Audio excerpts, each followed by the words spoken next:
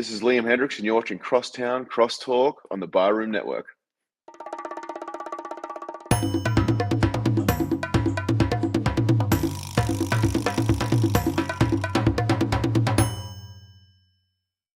Some may find the following disturbing. Discretion is advised. Every summer in Chicago, the sunshine spotlights the city's spectacular skyline. Its luxurious lakeshore, marvelous monuments, and the over 200 neighborhoods in the city. And it also brings to light two of the greatest sports franchises in the world. On the north side, it's the Cubs. On the south side, it's the White Sox. This is Crosstown Crosstalk.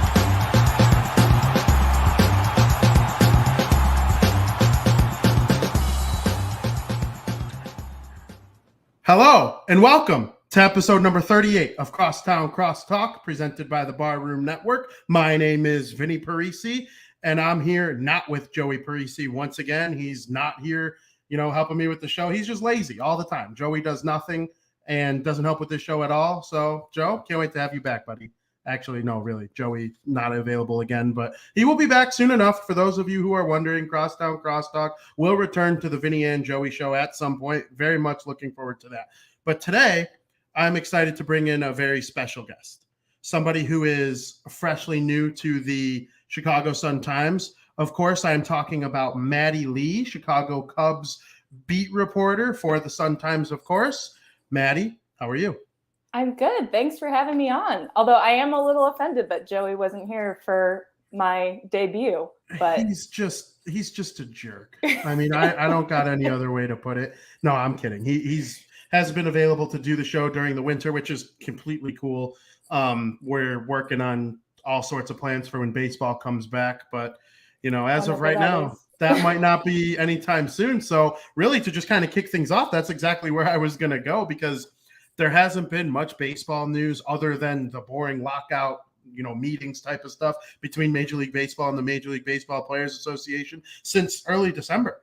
And content creators like me and you have been starving to do stuff. So I think it's a great time to talk about it. What do you think about the whole lockout situation? What do you think is going to end up being the end result of the whole thing? If you have a prediction, 'cause it could go one of a million ways. And what do you do to kill time as a person who just loves baseball in this weird, annoying time where we should have spring training?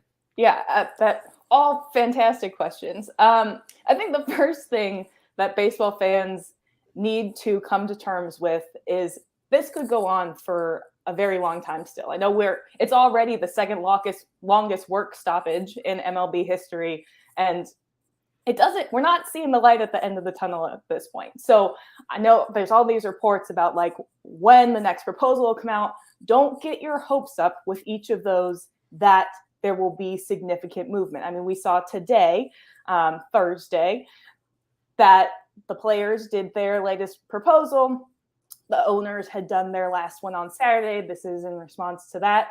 And the meeting, according to multiple reports, lasted 15 minutes. So I think we're going to see some more of this until, we're starting to get to the point where there's a little more urgency where, yes, we've already blown past the report date for pitchers and catchers. We're going to be getting further and further into spring training, when spring training should be, and into territory. We're not that far from having to look at, okay, when is opening day even going to be? Like, we're only a couple weeks out from, if we're having a 4-week spring training, doing the math, at what point are we going to have to start talking about that opening day being pushed back? Owners are already starting to lose money with, when losing spring training games. Players are going to start losing money once we get into the season. Those things at least will put a little more pressure on both sides to get to an agreement, but it could still be quite a while. So gear up, baseball fans. I'm right there with you.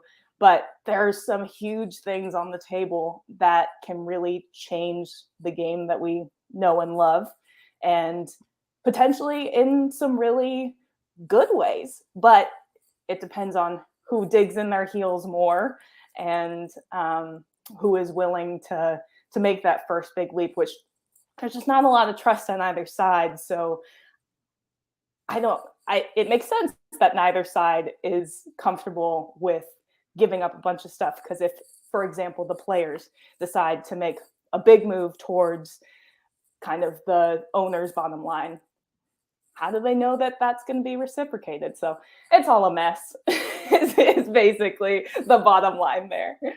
It really is a mess. So I'm curious, as somebody who loves baseball and you're getting ready to cover the Cubs for the Sun-Times, that's got to be extraordinary. When there is no baseball, what does someone like you do to either try and create content? What do you like to do for fun? All that kind of stuff in the meantime of baseball being gone. I know. Well, this is like the first time in my career where I've been able to actually like go to a movie or go on a vacation and legitimately not be worried that trades were going to break. So like that part is kind of the silver lining of this whole thing. But yeah, I mean, content creation is certainly different at this point. We saw it back in 2020 when we were all kind of making things up as we went along and doing lots of looking back. And I think some of that's resurfacing. But for me, it's also been an opportunity to kind of dig into some more of the feature stories or kind of more reporting based stories that you might not have time to do during the season or when a bunch of trades are popping off. So before I left NBC Sports Chicago, where I was covering first the Cubs and then the White Sox towards the end of my tenure there, I got to do a couple stories about the focusing on club baseball, youth baseball on the South Side. And that was a lot of fun. And then so far here with the Sun-Times, I've been able to kind of dive into some more of those Sports Saturday stories. My first one was kind of a more analytical look at what the Cubs have to do coming whenever this thing ends, and when we see that really influx of transactions that we know are going to come as soon as the lockout ends, what they have to be looking for in terms of building their lineup. Because we've talked so much about that batting order, and in past years, them having to really bring some more contact-oriented hitters into it to diversify that lineup, and things have kind of flipped on its head. So that's been my approach to this weird time. But yeah, we'll see how long it lasts. I'm at least going to Arizona, getting out of the snow and get to write some minor league stories out at mini camp. But no idea when the major leaguers will show up and join us. Absolutely. It should be fun covering the minor leaguers, though. Those guys, they deserve a little bit of spotlight if you're looking for another silver lining to go with it. When I look at the Chicago Cubs roster and what it should be looking like when it comes to getting baseball back and when the actual major leaguers are on the field come the summertime, the one guy that I look at, and I see somebody who's been there for a while now, and he's really become one of the greater pitchers of his generation. Of course, I'm talking about Kyle Hendricks. What do you think of when you think of Kyle Hendricks' game and what he might be able to bring to this Cubs team that's kind of turning in a direction that Kyle Hendricks hasn't really experienced yet in the major leagues? Like when he arrived to the Cubs, they were ready to go for it. They hadn't won. Now he's kind of in a different part of his career with this team going in a different direction. What do you think about his game right now? Yeah, I think with Kyle Hendricks, the thing that always pops into my mind when I think about him is just his consistency. And that's from year to year. That's from game to game. That's from inning to inning.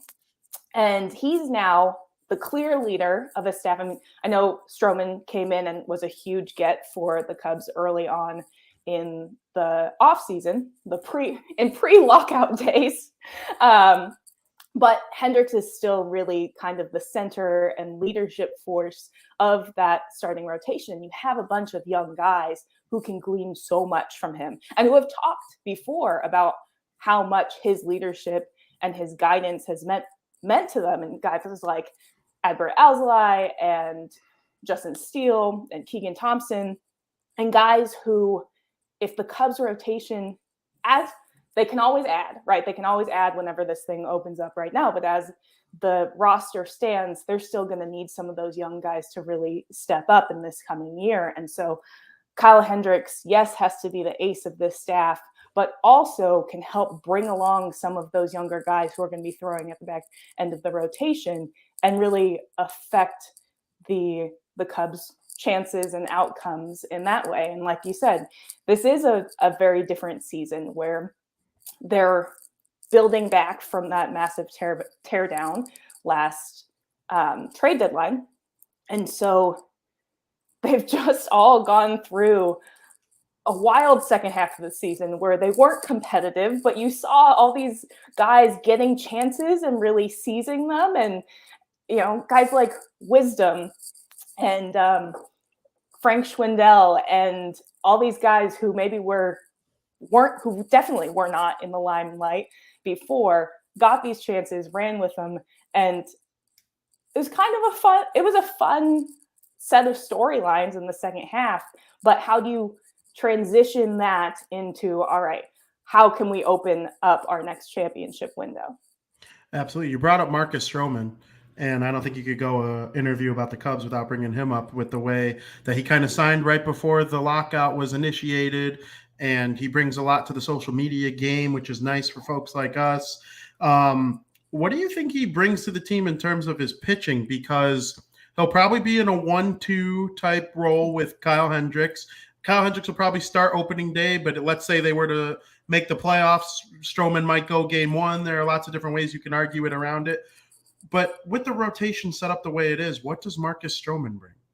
Yeah, I think speaking of his being outspoken on social media, he legitimately was asked about opening day and whether he'd be throwing. And he's like, I will throw anywhere. I think Kyle Hendricks has earned that spot.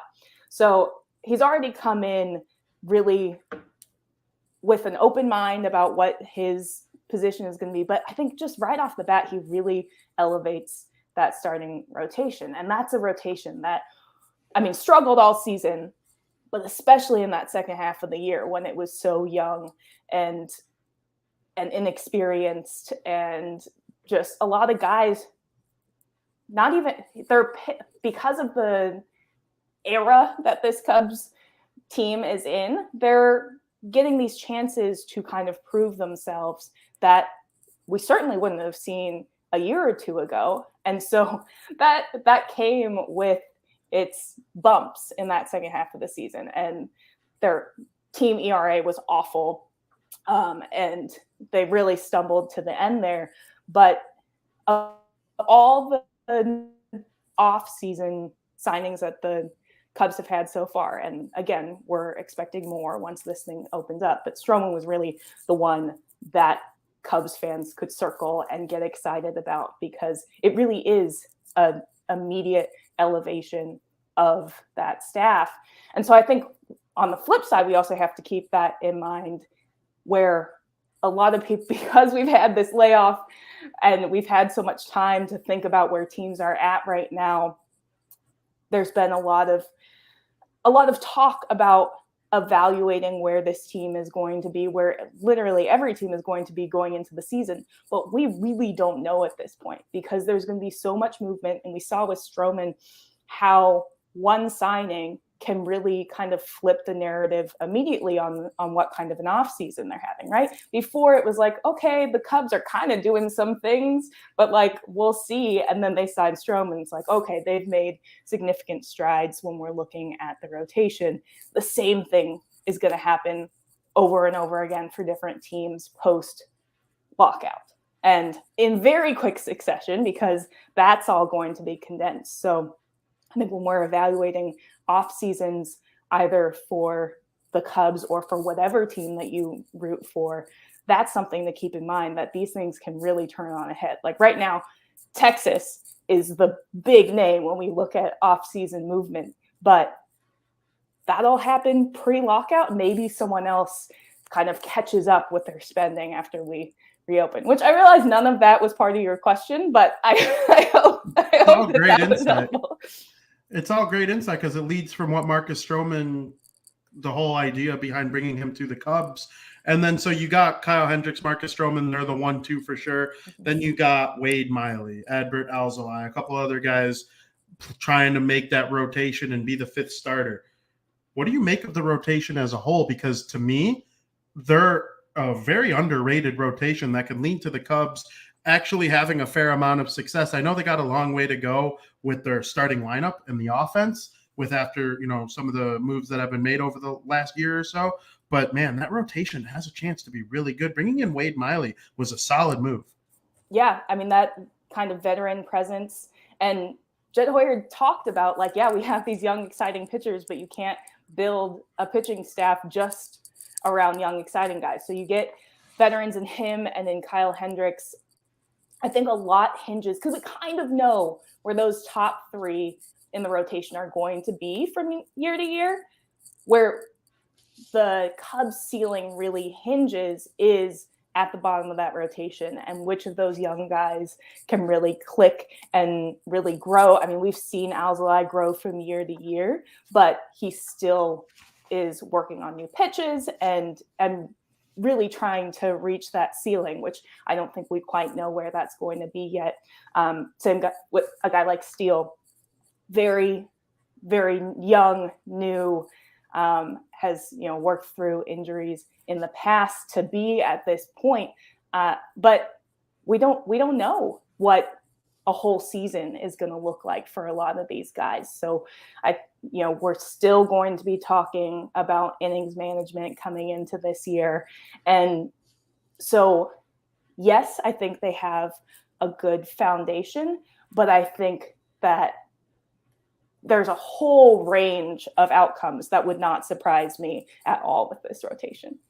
Absolutely. And that should make this season a lot of fun as long as the offense is able to somewhat carry its own weight. And that might start and end with somebody who kind of came onto the scene last year. I know we talked about him a little bit earlier. I'm talking about Frank Schwindel.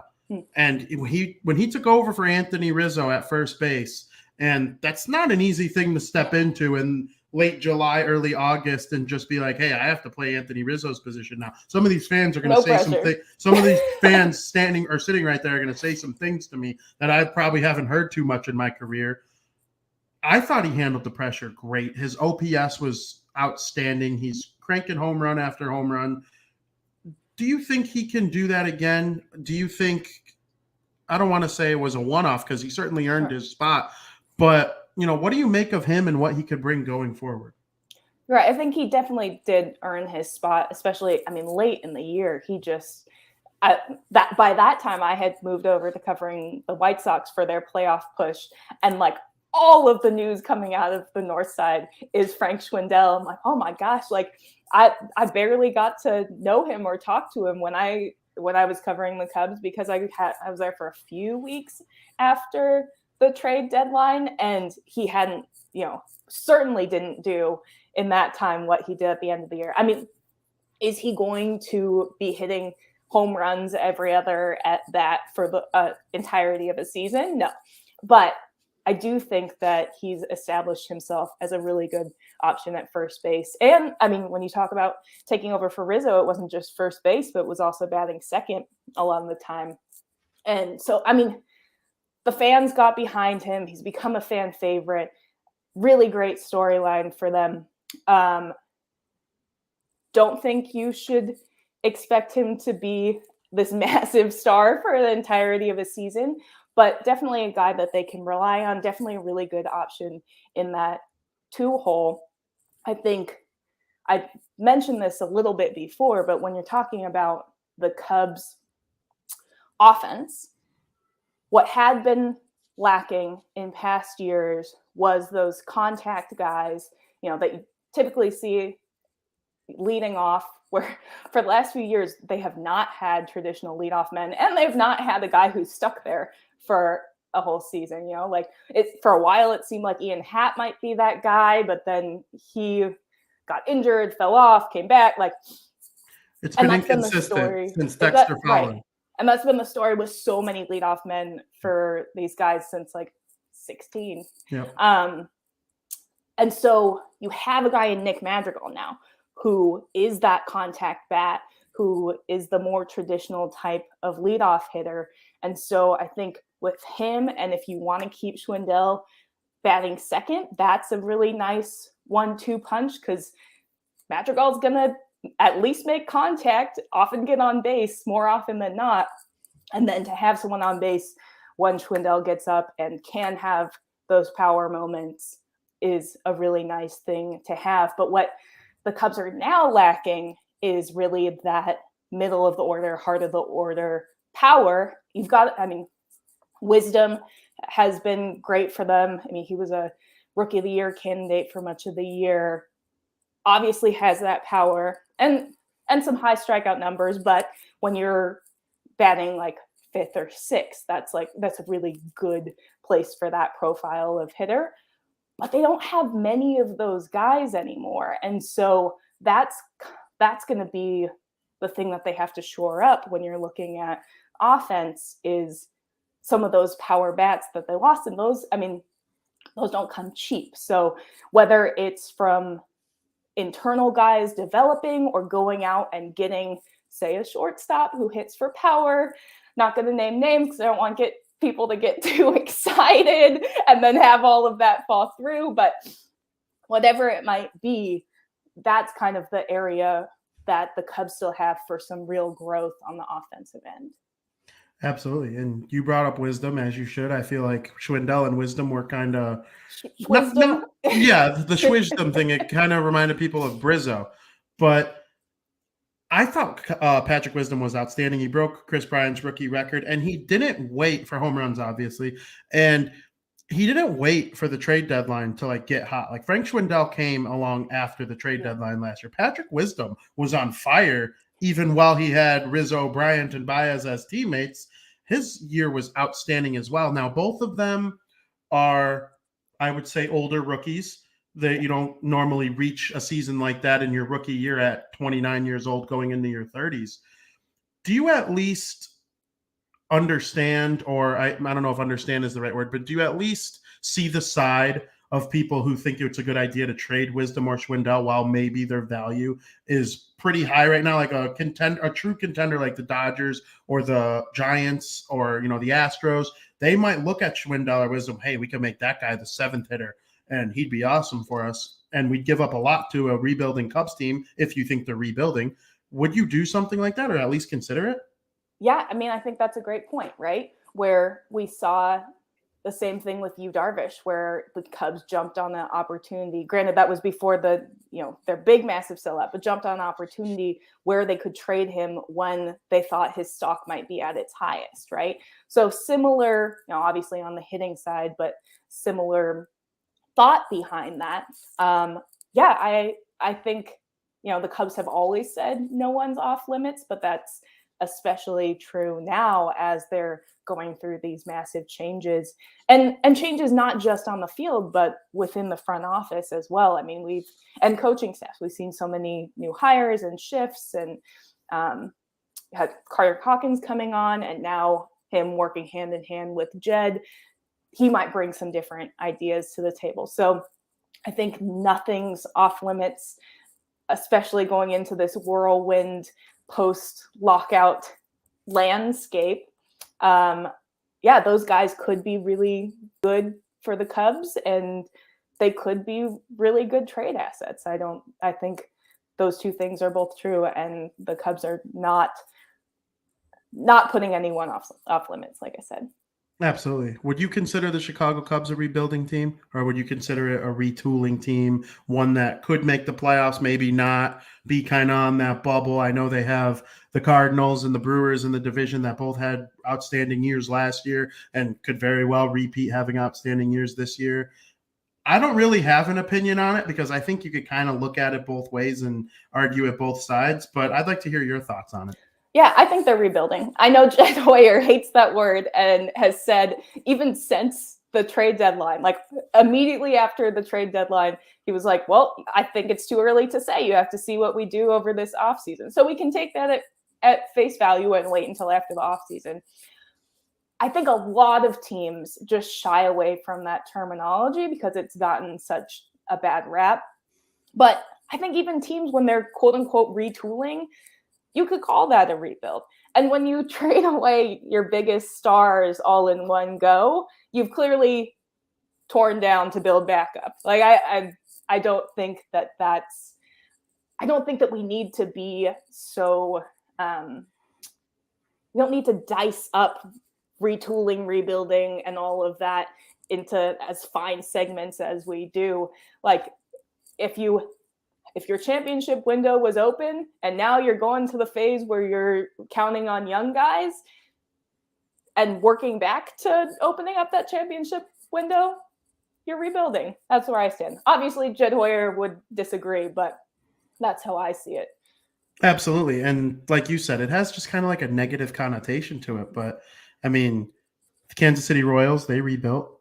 They won the World Series. The Houston Astros rebuilt about the same time as the Cubs. They're a contending team. You know, they got guys like Altuve and Correa. I know there's the elephant in the room with those guys, but they built a very good team over that time. There's no doubt about it. The White Sox, the rebuild is like the signature of that team basically since 2016 ended, and now they're a legit contender in the American League. So I don't really understand why that term is so negatively perceived. Even the Cubs rebuilt. Yeah. They had the second overall pick in 2012. Jed and Theo first came in. Yeah, absolutely. That was a rebuild. And it won the World Series. We couldn't even talk about tanking in terms of them and the Astros. Mm-hmm. I covered the NBA before this. I was covering the Thunder right when kind of their post Westbrook rebuild started, and it was funny because their general manager, Sam Presti, also shied away from the term rebuild, but he put it in completely different terms. And I kind of like how he sparsed it up, although the way he talks about a rebuild is not at all the way that we use it colloquially, where he said, we're not at rebuilding yet. We're still, he used reposition, replenish, rebuild are the steps. He's like, we're not even to the rebuild section. We're still tearing down. We're still trying to build up assets and get back to a place where we can build back up. So, another franchise that shied away from rebuild, just in a much different way. I like that a lot. I actually never thought about it that way. You're not rebuilding until you start to rebuild. That makes like if you're the Sox and you're trading away Chris Sale and Quintana and Adam Eaton, that's the rebuilding part. And then once you start to make signings like Luis Robert and Grandal, that's like the rebuilding part. You got to tear down the house before you build it back up. Exactly. It's the tear down and then the okay. I like that a lot. That's some wise speaking from the GM there. Did the Cubs surprise you at the trade deadline last year? Did you expect all three to go? They did surprise me. I did not expect all three. I certainly expected one or two. That seemed, the writing was on the wall for that. But I think probably when Anthony Rizzo went first, that's when, especially in the media, we all had to kind of change our thinking about what this might look like. Because if, I'm not a betting woman, but if you had asked me to put down money on which of those guys might stay, I think Rizzo would have been my choice. And so, I think it was a shock to the media as well. I know it was a shock to the fan base, and I saw play out over social media a lot of people taking it really hard because these guys had been heroes to them in their Cubs fandom, some of them very long Cubs fandom, and then to see them all go in the span of like 24 hours, I think really gutted the fan base, just in terms of morale. So, in short, yes, I was surprised. And I know Jed has talked about how by doing so much at the deadline this past year, he was able to speed up the process because, they won't have to do that over the next several transaction windows, which I think could be true, but obviously we have to see that play out and see if he was right. Absolutely. And over the last couple of weeks, there have been rumors about Anthony Rizzo returning to the Chicago Cubs. I know the New York Yankees seem to be waiting on Freddie Freeman. And then once Freddie Freeman makes his big decision, that's when Anthony Rizzo will be able to base his earnings on probably what Freddie Freeman gets, because I would say Rizzo is probably the second best first baseman on the market right now. He's you can argue he's the most accomplished, but the older, the age, the back injury, there's a couple things that are red flags for Rizzo, but I don't think anybody would not want that guy on their team. Right. Would you think Rizzo has a chance to come back? A friend of this program, David Kaplan, is adamant that there is no chance that happens. So I'd like to know what Maddie Lee's thoughts on that are. Yeah, in his words, no shot. No shot. I love Cap. I be honest, Caps says that to in terms of their process in this, if we're calling it rebuild, but B, also I think talking to Rizzo immediately after he'd been traded, a group of us were still there at Wrigley right after it happened, and he walked around and kind of said his goodbyes to the place. Granted, his thinking may have changed. That was a really big moment, but he just kept talking about how excited he was for this next chapter in New York and being able to be a part of two such storied franchises and be able to make his mark in two incredible sports cities. So I feel like at that point he was making the move, thinking about it as kind of a long-term thing. Of course, plenty of things can change, including maybe the Yankees thinking. But I don't see it as a likelihood. All right. Yeah, I'm kind of with you on that. I know it would be a nice story, him coming back, but it doesn't seem like after the way last year went that I don't think he's gonna go there or the Yankees. If I were him, I would go west and enjoy the nice weather. I've accomplished everything I need to accomplish in my career, play October baseball and for a team that it'll be a little bit nicer than Chicago or New York, but that's just me. One person that I had the pleasure of interviewing over the years has been Brennan Davis. And Brennan Davis over this last year has turned into the Cubs' number one prospect. I think he came into last year as the number 2 guy, and he was just so good last season. He seemed fairly confident that he will make his major league debut during the 2022 season. If obviously there's baseball. I know we have to preface that every time we talk about the upcoming season, which is extremely annoying. Again, right? Yeah, again. We should just say for the rest of the show, pending the 2022 season. What do you think of this guy? I think the world of him, and I would like to know if you think he's going to be an impactful player at the major league level for a long time. Yeah, he's really exciting. I mean, getting to see him in the futures game was so much fun. Just power bat, quick in the outfield. I mean, and at a position that the Cubs don't have that much depth in. I mean, I know you have an Ian Happ and a Rafael Ortega who can both play center field, but Ian Happ played left field for the end of last year, and if you can have, especially as I keep saying, in this window, as the Cubs are still in this young, quote unquote, rebuilding or not rebuilding phase, being able to give young guys opportunities to really grow and shine and feel the pressure of a big league stadium, that's big. Absolutely. I'm excited to watch him. Are there any other prospects that maybe the casual Chicago Cubs fan doesn't know about that you're really excited to see grow and have a chance to make an impact on the team? You can even say one for this upcoming year and then maybe one for years down the line that you've liked seeing and are excited to see when you head over to Arizona. Yeah. I'll start with that I guess technically wouldn't qualify as prospects, but in terms of young guys, Cody Hoyer is one who I'm really excited about. And I think they see as a potential closer of the future. Obviously former White Sox, and a guy who the White Sox loved as well, who I just think has so much potential, and they've been working with him on his fastball, and there's a lot of potential for growth there. Pete Crow Armstrong is another one that they got at the deadline, who I think is one of those guys who even at the time of the trade, people pegged as someone who could really make leaps and bounds very quickly and get to the major leagues very quickly.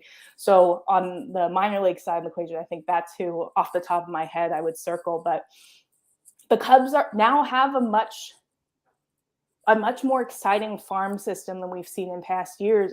And a lot of that is due to both the trade deadline and then all the prospects that they got from Yu Darvish. And so there are a bunch of guys who really will be knocking on the door in the next couple of years to come. And I think guys that, they can really get behind.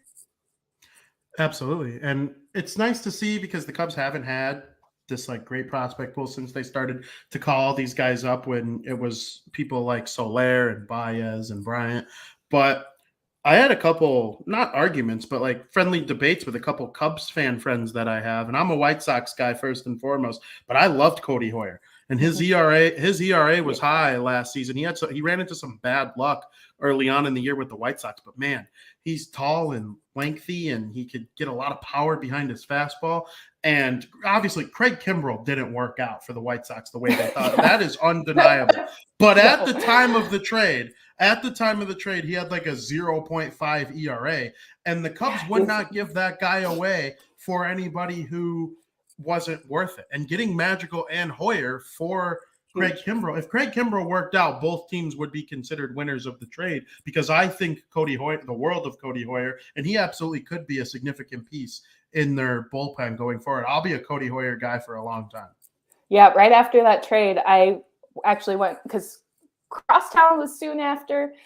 So I spent the time on the White Sox side and just asked around bullpen guys, like, so what do you think? Like, what are the Cubs getting out of this? And everyone kept talking about, even, beyond his potential as a pitcher, with it, which they spoke very highly of, how much of a presence he was in their bullpen, which is huge. Like, for such a young guy to have like a Hendricks saying, oh yeah, I mean, it's a huge loss to our bullpen to not have that kind of guy, because we were all so close and he was such a presence. I mean, that speaks volumes for a young guy.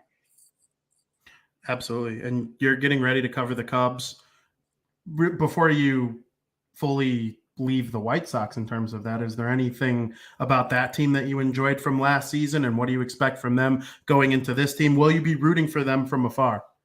Oh, I had so much fun covering the White Sox. I mean, that is such an exciting team.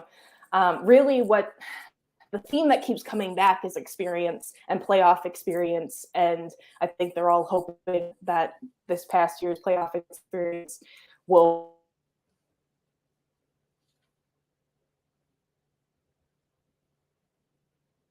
team. So many great personalities and bats, and their pitching is so exciting. And obviously, kind of the rotation just crumbled in the postseason, but some really great pitchers who you wouldn't expect that from in the future. I think the ceiling's very high on that team, and I was expecting a deep playoff run this year, and I was wrong, but I certainly am expecting another one next year. They just have to get past their demons with the first round exits.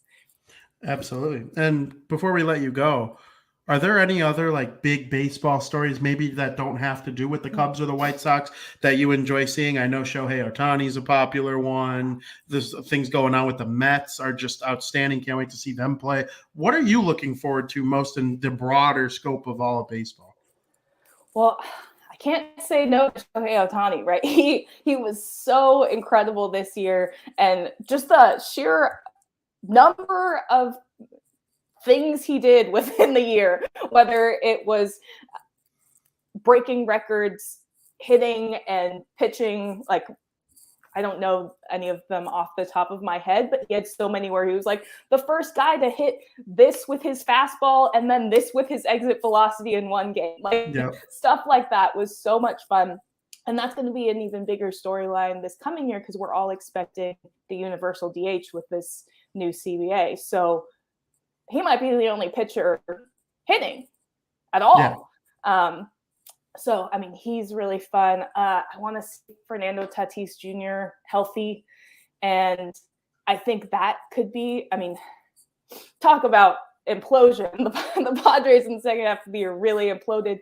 But Bob Melvin was a really good hire, and seeing that dynamic play out, I think, is going to be really fun as well. It's nice to talk about like actual baseball. Like for the last few months, we've been talking just so much about collective bargaining and all of that. It's really nice to be able to talk about the players and the fun stuff about the game instead of the fact that it's not going on. Absolutely. I love it so much, and we can't thank you enough for coming on our show. It has been absolute pleasure. I know you just had the Jed Hoyer story that you just released a little bit ago on the Chicago Sun-Times. Promote that and anything else that you're doing and are excited about coming up here, your Twitter, all that stuff. Yeah. So last Sports Saturday had a story about kind of Jed Hoyer's next steps in terms of building that diversified lineup.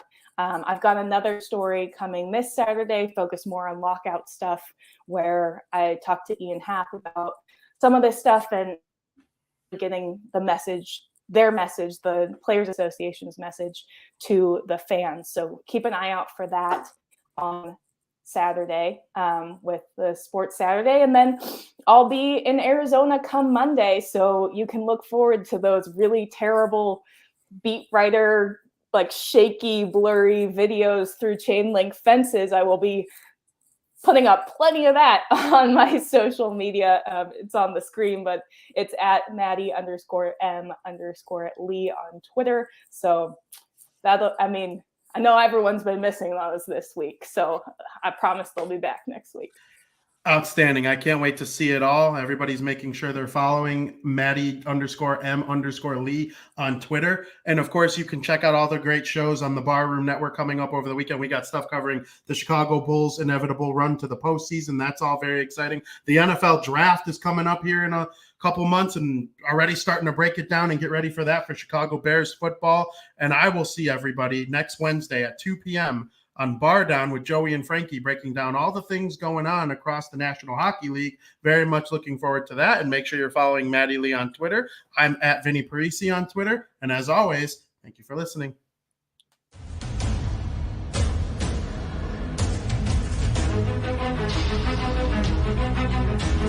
Thank you.